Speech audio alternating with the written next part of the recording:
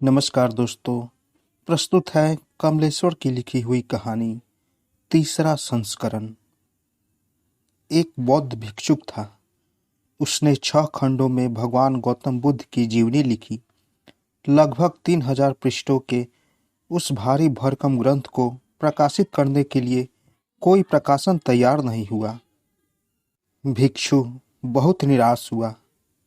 तब समाज के कुछ लोगों ने सोचा कि क्यों न भगवान गौतम बुद्ध की इस जीवनी को चंदा जमा करके छपवा दिया जाए। इससे समाज का हित होगा। दया, क्षमा, अहिंसा और करुणा का संदेश घर घर पहुंचेगा। लोगों ने चंदा जमा करना शुरू कर दिया। जो भी चंदा आता वे उसे बौद्ध भिक्षु को सौंप देते। धीरे धीरे पर्याप्त से अधिक ही पैसा जमा हो गया और एक दिन लोग आश्चर्यचकित और ठगे से रह गए जब उन्हें पता चला कि चंदे की भारी भरकम राशि के साथ वह बौद्ध भिक्षु गायब हो गया। कम से कम एक बौद्ध भिक्षु जैसे आदर्शवादी उन्हें ऐसी बेईमानी की उम्मीद नहीं थी। वह बौद्ध भिक्षु लापता था। 3-4 वर्ष बाद उसी तरह का एक बौद्ध भिक्षु धूर दक्षिण प्रदेश में घूमता पाया गया। वह भी यही चाहता था कि उसने 6 खंडों में भगवान गौतम बुद्ध की जीवनी लिखी है। वह उसे प्रकाशित करवाना चाहता है। इस बार भी कोई प्रकाशन उस भारी भरकम ग्रंथ में पैसा लगाने को तैयार नहीं हुआ। यदि दक्षिण प्रदेश के लोगों ने उत्तरी क्षेत्र के लोगों की तरह ही सोचा कि क्यों न भगवान गौतम बुद्ध की जीवनी कथा को चंदा जमा करके छपवा दिया जाए, इससे समाज का हित होगा। दया, क्षमा, अहिंसा, करुणा जैसे महान विचारों का प्रचार होगा। लोगों ने चंदा जमा करना शुरू कर दिया। वे भी चंदे की राशि को बौद्ध भिक्षु को सौंप देते थे।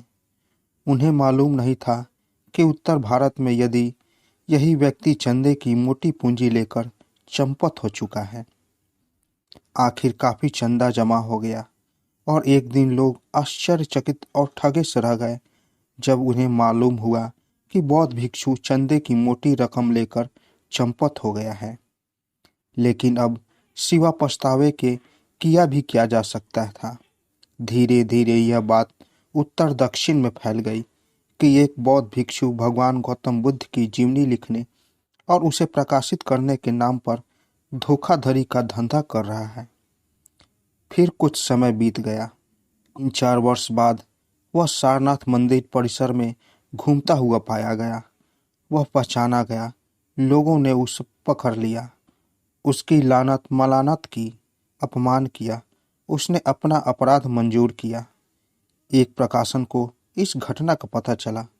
उसने सोचा कि यह भिक्षु तो बेईमान है ही, यह भगवान गौतम बुद्ध की जीवनी के नाम पर फिर समाज को धोखा दे सकता है।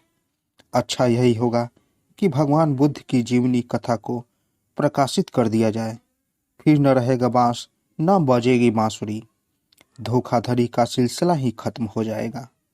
आखिर किताब का पहला खंड प्रेस में दे दिया गया। शुरू के पन्नों में मैटर का सवाल आया, वही पृष्ठ जिस पर कॉपीराइट मूल्य, संस्करण वगैरह का ब्यौरा दिया जाता है। बौद्ध भिक्षु ने उस पर लिखा तीसरा संस्करण। प्रकाशन चौंका। उसे लगा कि भिक्षु फिर किसी बेईमानी पर उतारू है। उसने भिक्षु से यह पूछा, इस तीसरे संस्करण का क्या मतलब है? क्या यह ग्रंथ 2 बार पहले ही छप चुका है? यही समझिए, भिक्षु ने उत्तर दिया।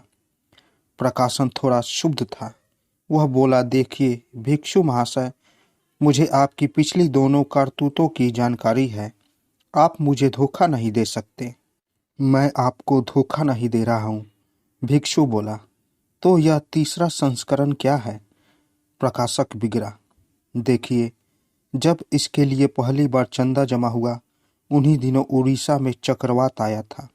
सैकड़ों परिवार नष्ट हुए, सैकड़ों मछुआरों की जान चली गई थी। मैं वही पैसा वहां खर्च कराया। दूसरी बार पैसा जमा किया गया। गुजरात में भूकंप आ गया। चंदे का पैसा मेरे पास था। वह पैसा मैंने भूकंप पीड़ितों की सेवा में लगा दिया। यही तो भगवान बुद्ध के जीवन और उनकी करुणा का संदेश है।